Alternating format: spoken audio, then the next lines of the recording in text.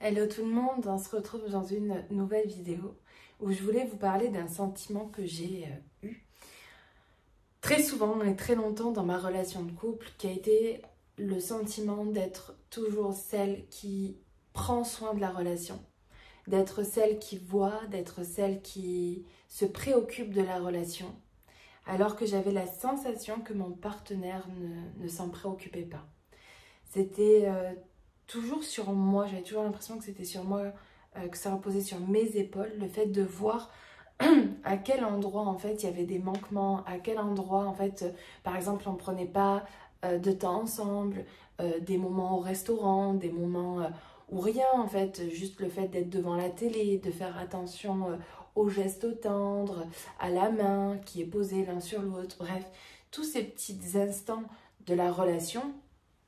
J'avais toujours la sensation que c'était à moi de faire attention et que si moi je ne faisais pas attention, mon partenaire en fait n'y ferait pas attention et que le risque du coup était qu'on s'éloigne petit à petit l'un de l'autre. Et ça me mettait vraiment dans un sentiment de profonde tristesse en fait et d'énervement, d'agacement parce que au fond de moi je ne comprenais pas pourquoi c'était à moi de voir ça. Et je me disais que si lui ne le regardait pas, ne voyait pas tout ça, ou n'était pas attentif à tout ça, c'est que potentiellement, je n'étais pas si intéressante que ça à ses yeux, que je n'avais pas si d'importance que ça, et que peut-être qu'il n'y avait pas autant d'amour que ceux qui le disaient en fait.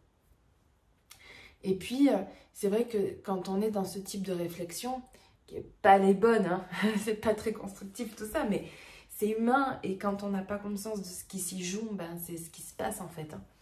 Et quand j'étais dans ces réflexions-là, je repensais au tout début.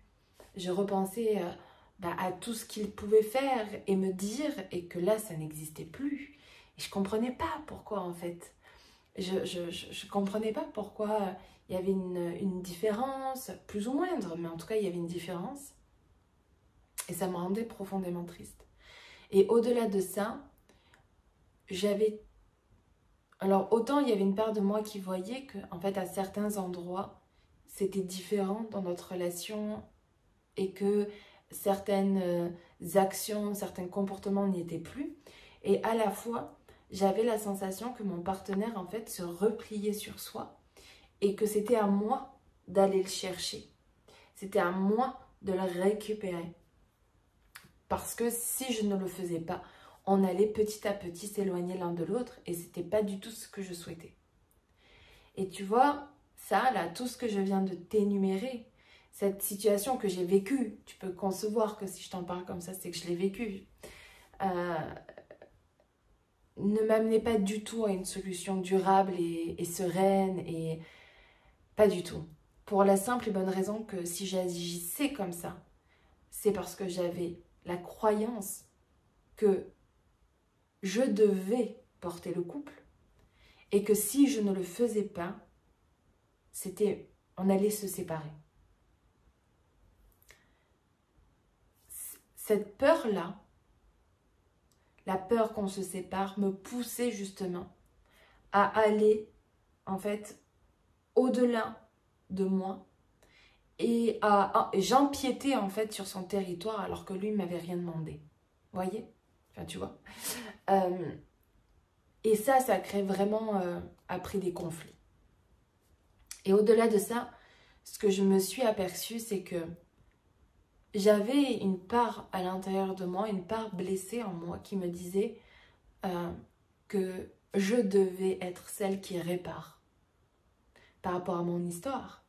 Des parents séparés très jeunes, une place un peu,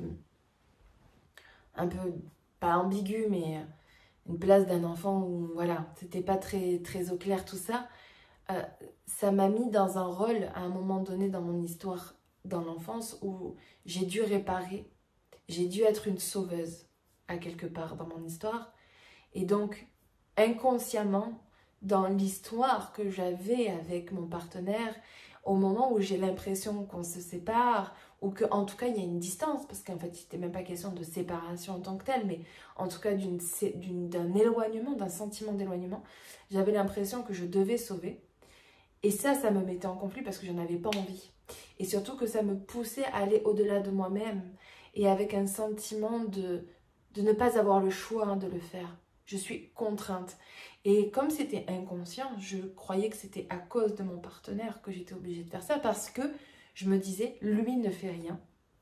Lui ne vient pas vers moi. Lui fait pas ça. Voilà.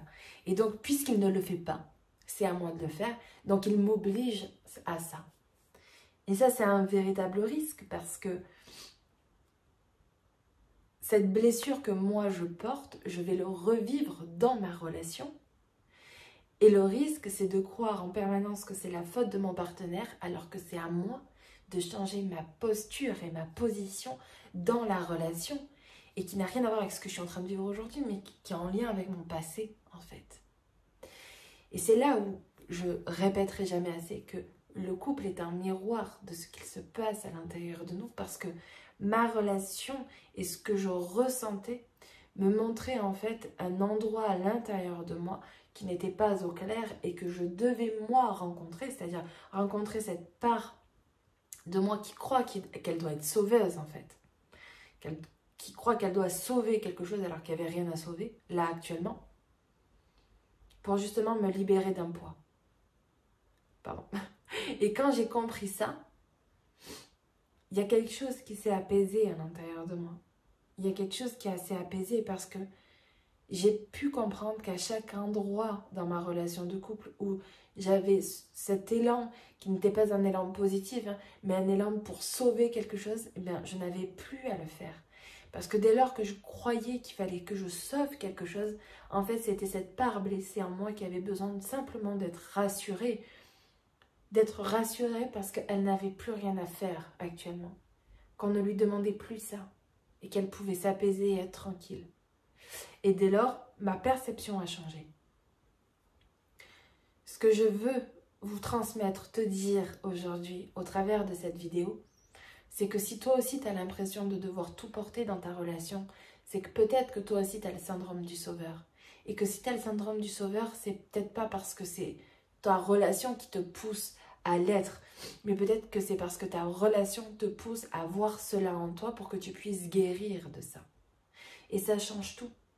C'est-à-dire que ton focus n'est plus dans ta relation ni dans l'autre, mais plutôt en toi, dans ton histoire, pour comprendre d'où ça vient et qu'est-ce qui a transformé à l'intérieur de toi.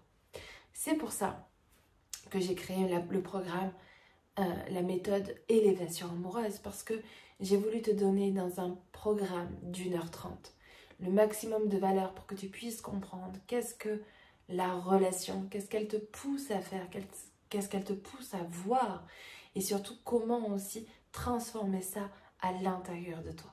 Donc si tu veux avoir des infos sur la méthode, tu as en bas de la description le lien pour que tu puisses avoir donc toutes les infos et tu puisses t'inscrire à la méthode et recevoir immédiatement tes accès. Et n'hésite pas aussi à venir me voir sur Insta si tu as des questions, si tu as des interrogations. Je répondrai à tout ça avec grand plaisir. Je te dis à bientôt.